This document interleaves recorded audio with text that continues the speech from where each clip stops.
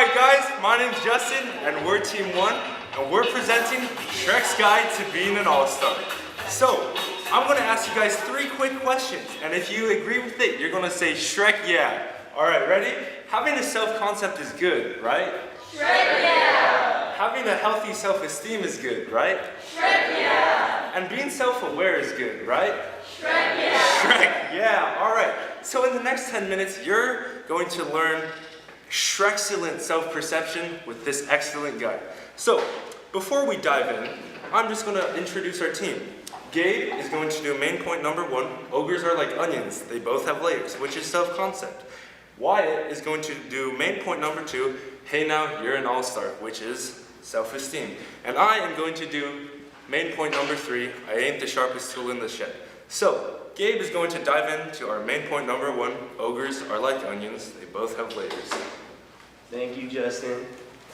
Alright, I love this quote from the movie, ogres are like onions, they both have layers.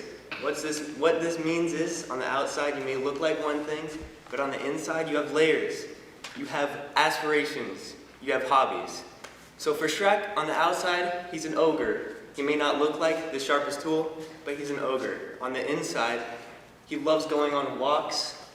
He's a great dude. He likes making cocktails out of the swamp stuff and the creatures. And he likes painting. He likes taking mud baths. This is who Shrek is. So what is this self-concept? There's a couple ways you can come up with your own self-concept, like how you can visualize how others see you, your culture, how you were raised. So how do you get your own self-concept? Well, for Shrek, he got his self-concept from how other people view him. So the villagers saw him as a big, scary monster. They isolated him. They saw him as an ogre, a monster, a beast. They even called him a beast. So he self-isolated, and he went back to the swamp where he doesn't belong. Okay. So Shrek saw himself like he wasn't accepted in society and that he did not belong and he should isolate. So I'm going to show this example. Not that. Okay, this is an example from the movie of him. Oh, hold on. Do you know what that thing could do to you? Yeah. It'll grind your bones for its bread. Yes. Well, actually, that would be a giant. Now, ogres, they're much worse. They'll make a soup from your freshly peeled skin. They'll shave your liver, squeeze the jelly from your eyes. Actually, it's quite good on toast. Back!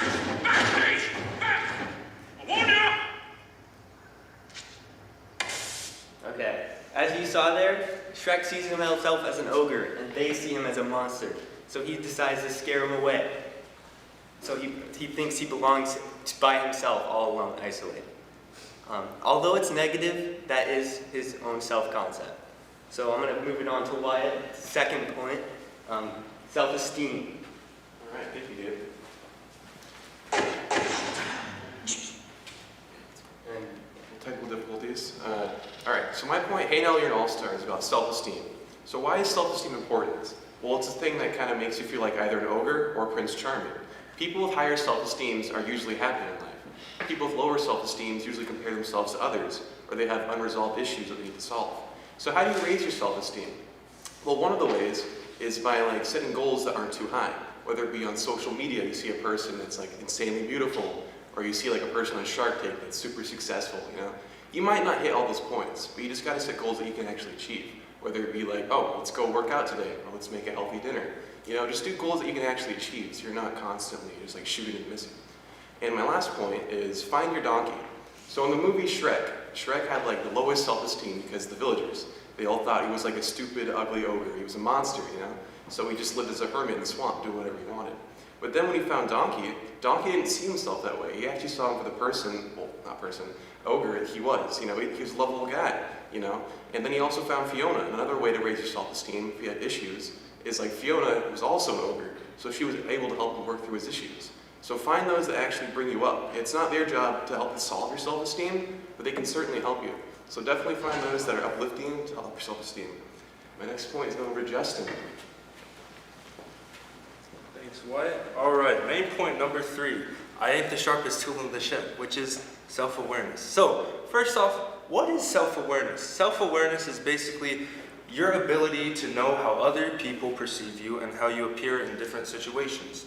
And it's also your ability to know, like, yourself, your true internal feelings and your morals and stuff. So I'm going to show a quick movie clip that shows Shrek has some pretty good self-awareness for what other people think of him. While it may be a negative self-view, it still is a very good example of self-awareness. Proud of him, Shrek. What you got against the whole world anyway? Huh? Look, I'm not the one with the problem, okay? It's the world that seems to have a problem with me. People take one look at me and go, ah, help, run, big, stupid, ugly ogre. They judge me before they even know me. That's why I'm better off alone. So sad. So as you can see, Shrek has like a very good self-awareness about how other people view him.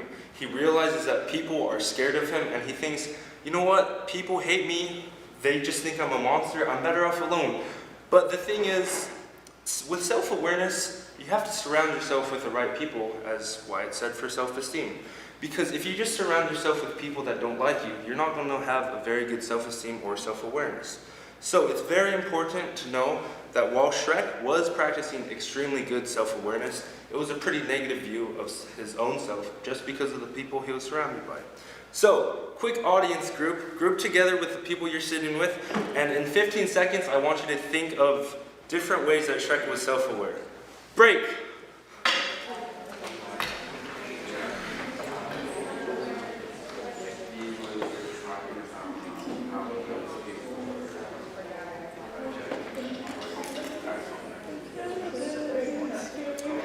Alright, just shout out your best answers.